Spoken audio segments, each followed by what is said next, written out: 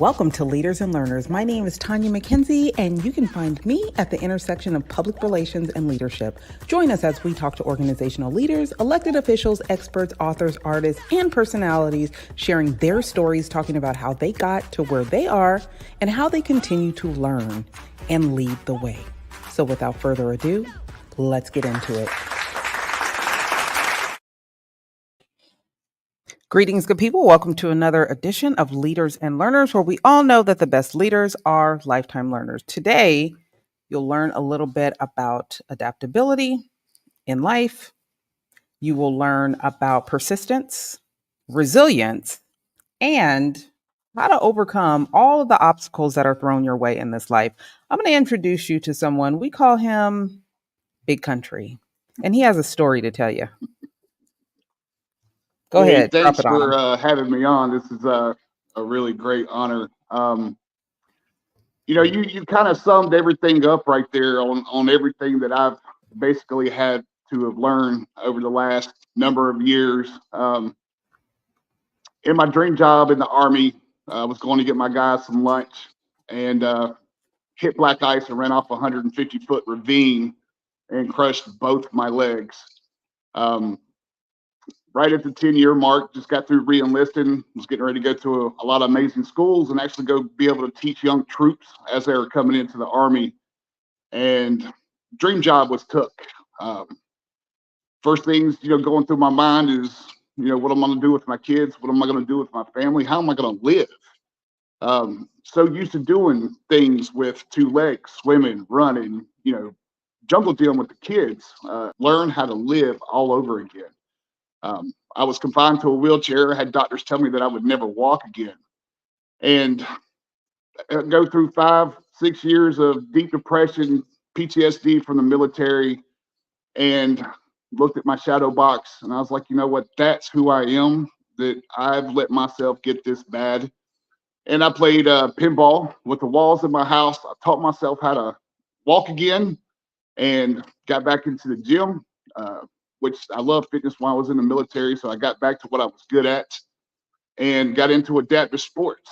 Now I am walking all over the place. I got my Paralympic license in shot put, disc, powerlifting. I play pro wheelchair basketball for the Rolling Hornets. And I'm helping other people with all kinds of disabilities, whether it be a physical impairment or mental impairment, be able to help them see that it doesn't matter what life throws at you. As long as you believe in yourself and you're willing to put in the work, you can make anything happen. And that's what I hope my story tells everybody, not just in America, but around the world. How did you wind up going to the military? That was literally my dream job. That's all we did. Being young, just playing army in the woods. Plus, both my grandfathers were military. One's retired Navy and one's in the Army. And actually, while I was at Fort Riley, I did my genealogy. My family's been in every conflict that America's been in, so I can say that was pretty much in my DNA to make sure I was in the military. I can definitely appreciate that. How did you decide which branch of the military you were going on? I know a lot of people struggle with that. Even if they have the desire to go into the military, they don't know which branch. Like, which branch is right for me? Which branch was right for you, and how did you make that decision? Well, I'm 6'6". I'm not a little guy, so I wasn't going to go cram myself on a ship in a little bitty bed with three other people on top of me. Just it just fit right. What during my freshman year of high school, I did Army ROTC. I progressed very far in that. I actually got a leadership medal from the governor of South Carolina. Um, so that just hit me being able to go at that so hard. Ended up being the first junior in my school that had the rank of command sergeant major. That's normally a senior's position. So that kind of led it right there. So, talk to me about when, about the moment that you endured and what exactly happened. What caused you to lose your leg? So I was going to get my guys some lunch. We've been working some pretty long days. Um, and I was on trooper drive going down to the commissary to go get some food. and I hit black ice and ran off a 150-foot ravine. My car hit uh, face first into the ground into a tree simultaneously, pinned my knees against the dash, and the engine just pretty much destroyed my legs. Do you relive that often still? I am grateful to not have one memory of it. I'm blessed for that. I've had dreams to where I've like had like a split second like memory, but I don't recall the wreck. I don't remember having the wreck. Um, Part of my TBI comes from that, along with other things in the military. So plus, you know, the body, if the body's in enough pain, the body will black out, so that way you don't endure that pain. So I'm glad mine did. I can appreciate that. Listen, when you were when you woke up in the hospital, I'm guessing, not really Yep. understanding what had happened. What were those moments like for you? Uh, the first time I woke up, I was in ICU. Um, my leg was already gone. I had nerve blocks going in each side of me. My dad, my mom, my stepmom, my my best friend from the military were already sitting behind me. Um, that right there within itself, I still was kind of dazed and confused of what was happening until they took the blocks out and actually moved me into a regular room. I was devastated. Um, couldn't stop crying. All I could think about was my kids. Um, you know, they're my push in life. You know, I don't want them to see dad fail.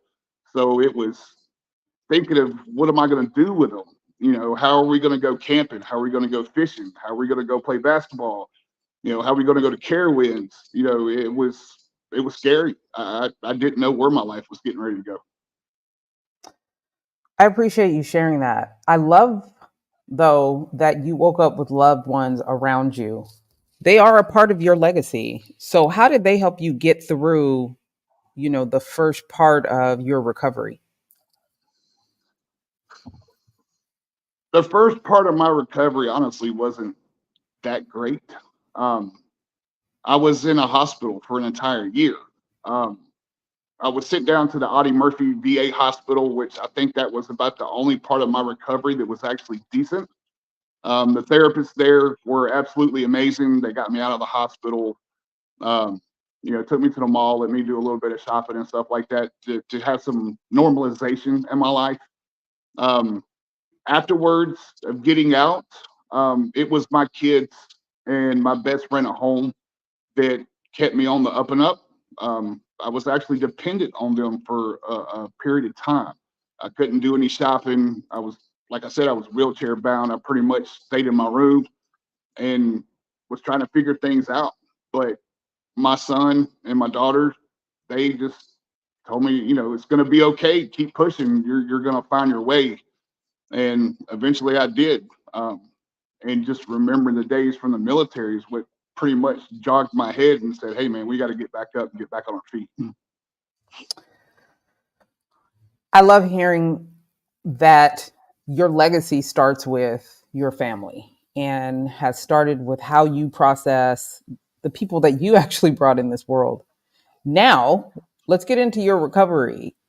I know that you did not take this well at first, right? You dealt with your depression and all the things that come along with that. But also, talk to me about what got you moving past the depression and the sadness and the PTSD.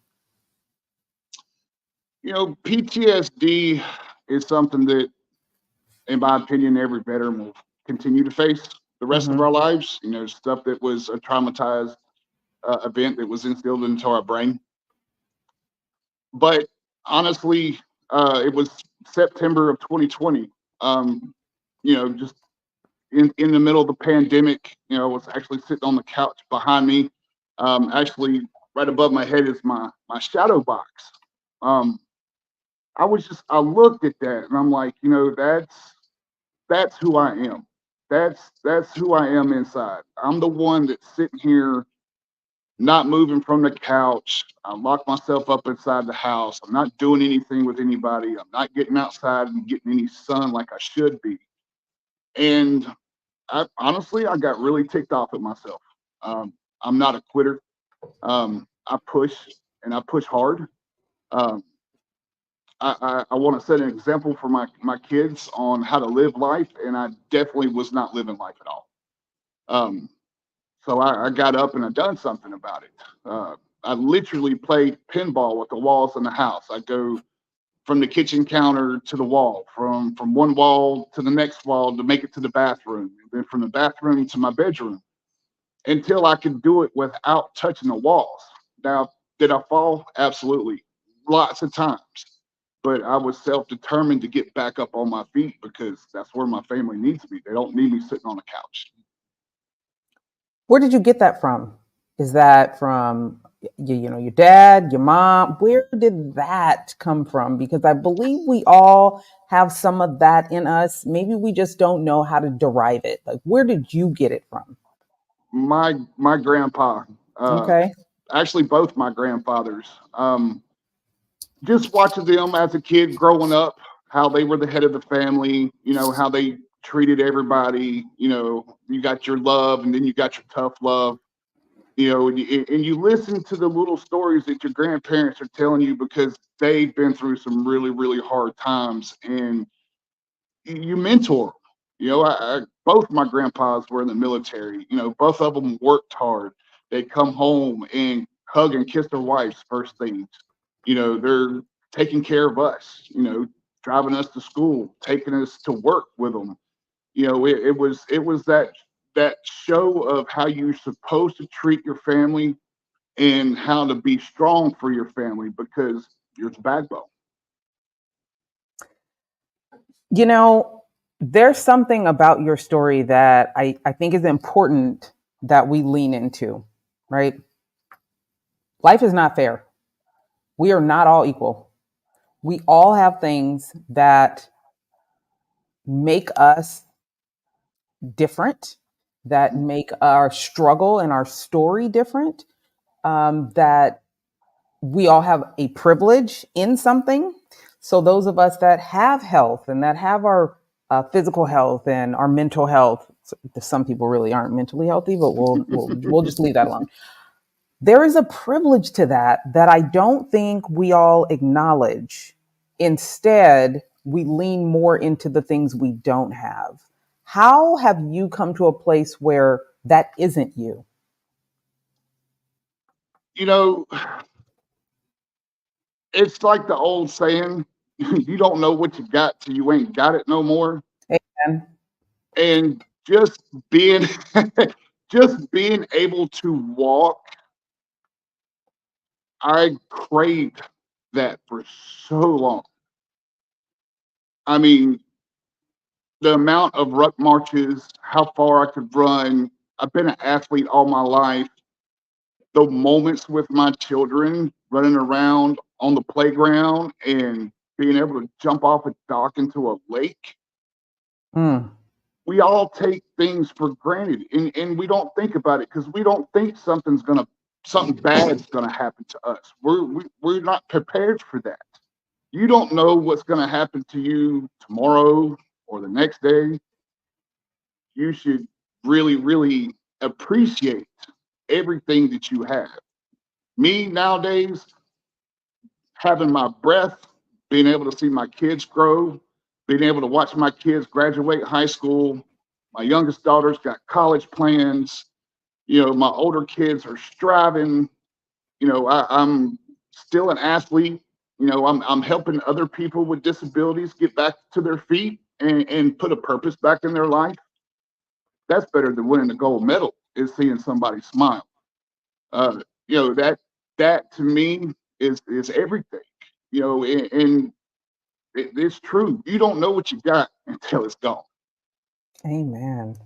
Listen, Big Country, and then I need you to tell me how you got that name. But I ran across this website and I was like, this guy is a beast.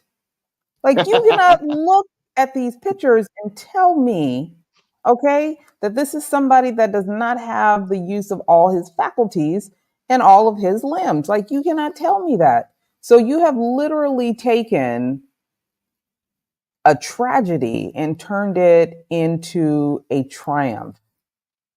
You have your own website. There's people with all their limbs that ain't got their own website. I mean, come on. Let's get into this. What are you doing now with your life that is giving you the energy to not only keep up your physical health, you running a business, you're raising kids, you're being a super dad, you're inspiring other military vets and other amazing Americans. Where are you getting all of this energy, and where is it for everybody else that clearly is still struggling, looking for motivation and support and all of the things that hold people back? Because looking at this website, sir, I don't see much holding you back. So where can other people get this from? I guess in my case, I came really, really close to death, and being overweight and having to have something to help me walk and not being able to live life really pushed me to the edge of I'm not going to live like this anymore. Um, I guess you could say that was kind of my rock bottom. I'm not addict or anything, but when it comes to not being able to do anything, I'm just like, nah, nah. I'm going back to what I'm good at. Like I said before, I've been an athlete my entire life. So energy, I cleaned my life up. I got my diet back on plan. I'm in the gym 5, 6 days a week. I'm throwing shot put, I'm throwing disc, playing basketball. My energy's on another level when I walk into the gym and see the people that say, man, I wasn't going to come today, but I'm sitting here looking at you and now I feel like crap for saying that. I mean, just seeing the smiles on people's faces and, listening to my wife and kids say how proud they are of me. It's constant. My wife and my kids see the changes in me every single day. It's you just really, really got to soul search yourself, and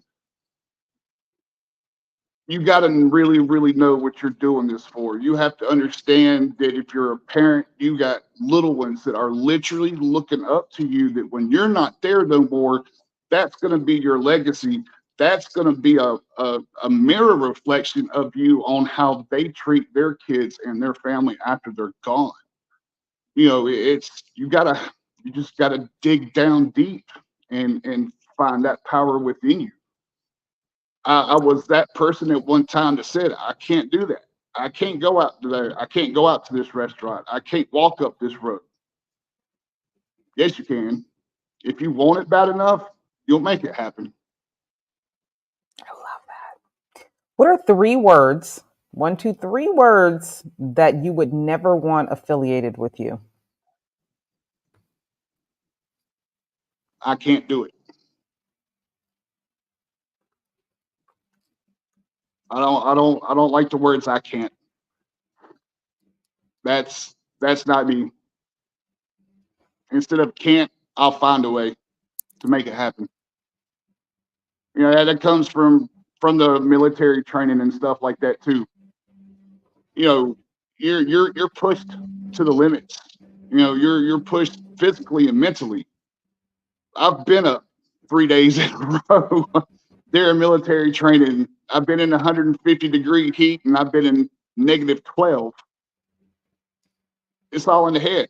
If you think that you can't do something, it's not going to happen. If you got that negative thought, it's not going to happen. It's all about being positive to yourself and being true to yourself. Who are these beauties that are surrounding you? That was a really, really cool moment. I was stationed in Virginia at Fort Lee. I was actually on my way home for a 4-day weekend to see my family, and I was stopping to get gas. And it's a game that they were playing with their church, and they had a list of things that they had to do to win the game. And one of them was take a picture with a hero. And they just all kind of swarmed up, was like, we need to get your picture. Please get our picture. So that way we can finish this. It was really awesome. Their parents were so excited. The girls were really, really amazing. That was that was a proud moment. So that was a moment before the tragedy happened, but you have become a hero to so many, even after you have lost your limbs. How does that feel to you? You know, I have a lot of people ask me, what's my goals, with my sports and stuff, and of course I tell people I want to make the 2028 Paralympics in LA. But honestly, being able to put a smile on somebody's face, that that's my gold medal already. There's a guy that I've been working out with in a gym down the street. He's paralyzed, and he was in the gym working out. He looked like he was happy, and I had sat down and had a conversation with him, helped him out with his workouts and stuff. Now he's playing for the Charlotte Rolling Hornets. He's playing wheelchair basketball now, actually going out and having fun again with his life. And his wife is right there with him, and she's having fun watching him smile and going up and down the court. That means the world. That positive reflection on somebody, and that's my everything right there. Tell me Um, about the person that loved you through your difficulties. my Tell me wife about is her. my everything. If it wasn't for my disabilities, I would have never met my soulmate. Mm. I Talk truly believe that. talk about that. Um, she we still laugh about it too, because she says that she stalked me for 3 months on TikTok before she even had the nerve to say something. And I remember the message. It was, "Hello, handsome. I just want to let you know that you are absolutely amazing, and don't let anybody tell you less." This is the exact words verbatim. And I clicked on it, and I looked through her profile a little bit, and I was like, I'm going to say hey. And it took off. I mean, we didn't waste any time. She pushes me to be a better me. She loves me unconditionally. It's one person that I don't ever have to worry about anything bad happening. I know that she's going to be there. She's she's my heart. She's my world. I there's something to be said about a positive attitude, a determined attitude, but also about love. Your Mhm. love that you have for your family, your love that you have for the world in general, the greater population, wanting to see other people smile. For people that struggle with that, for people that seem to always find themselves in a negative mindset, what is your advice to them? Number one, find out why you're feeling negative and why you're in that negative mindset. Are you around the right people? Are you around the wrong people?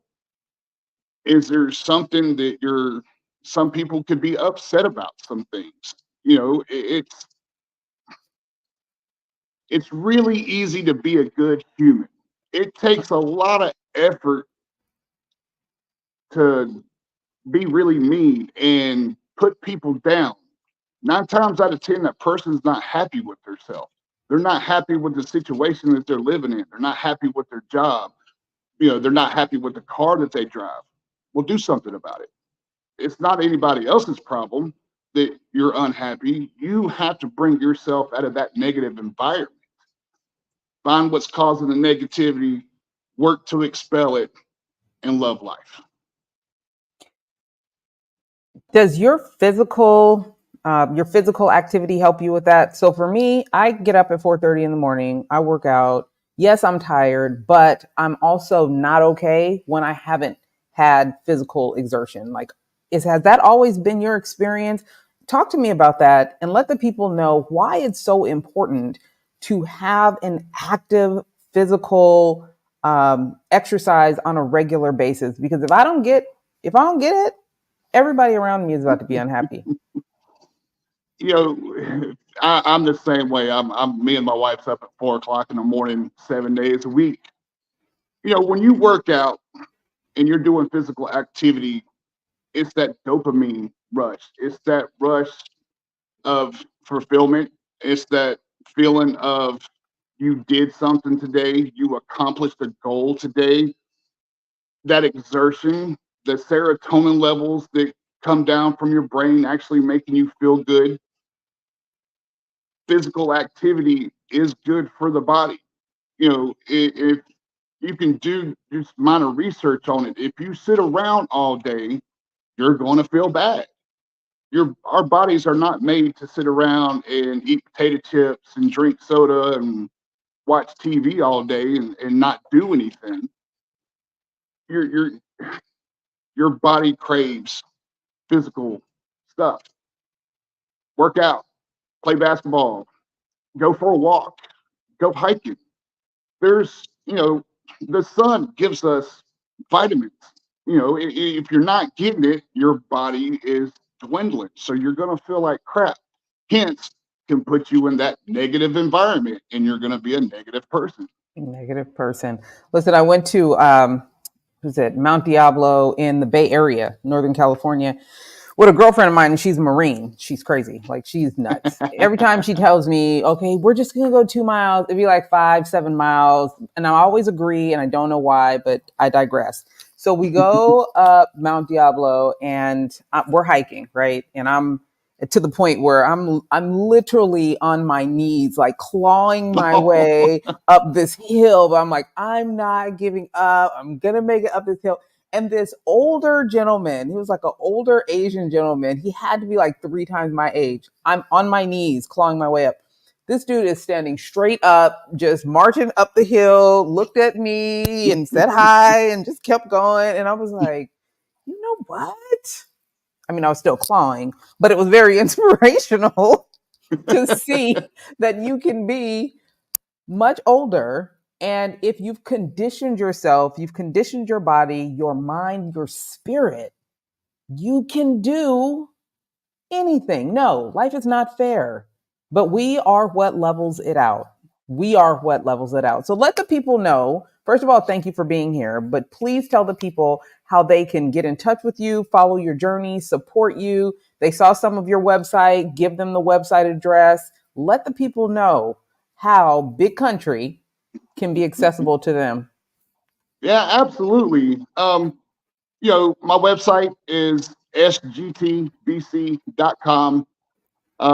Instagram is SGT Big Country. My link should be on my website address. You can send me messages on there. If you need any help with working out or personal training, I can do in person and online training. There's applications on my website. Uh, if you're somebody with a disability, I have a shirt on there that says my disabilities are my superpowers. Mm, I highly suggest that you get that just for yourself to feel like Superman. Use your disabilities to be Superman. I'm all over. Um, Send me a message. Look me up on Facebook, Instagram. It's always SGT Big Country. You can Google my name, and I'm the first thing that pops up, and it'll take you everywhere you need to go. okay, before I let you out of here, where did Big Country come from? So I'm from the Carolinas. My accent used to be very, very, very thick.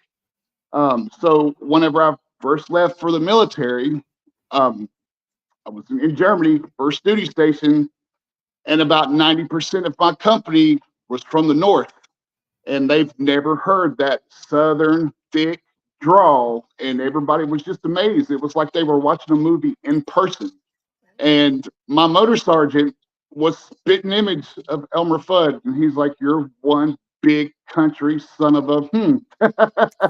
And it just stuck because I was the tallest soldier in the brigade, and that's hundreds and hundreds of soldiers.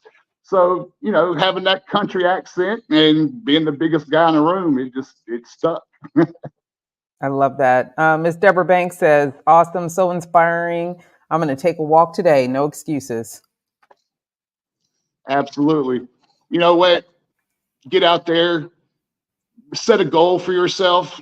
I'm gonna walk this far this day, and I'm gonna walk this far next week and next month, and we'll all be that older man standing up tall, walking up that mountain. Amen. Amen to that. Hey, please keep in touch. Definitely make sure that anything you want us to share or any way that you need support, you let us know. Because once you're a member of the Leaders and Learners family, you are always a part of the family, and we are happy to support you through your journey.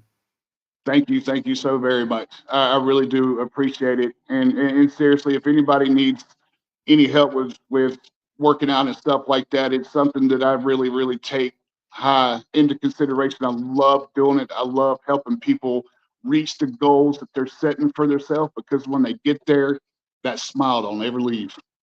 Amen. I love it. All right, y'all. Thanks for being here. And until next time, we'll see ya. Hey, thanks for showing up to the podcast where we all know that the best leaders are lifetime learners. When you get a sec, take a moment, leave a comment. What you think about today's episode? And share it with someone that you know could use the gems that were dropped today. Follow and subscribe. You don't want to miss who's coming up next. You never know who could show up here and what they could say.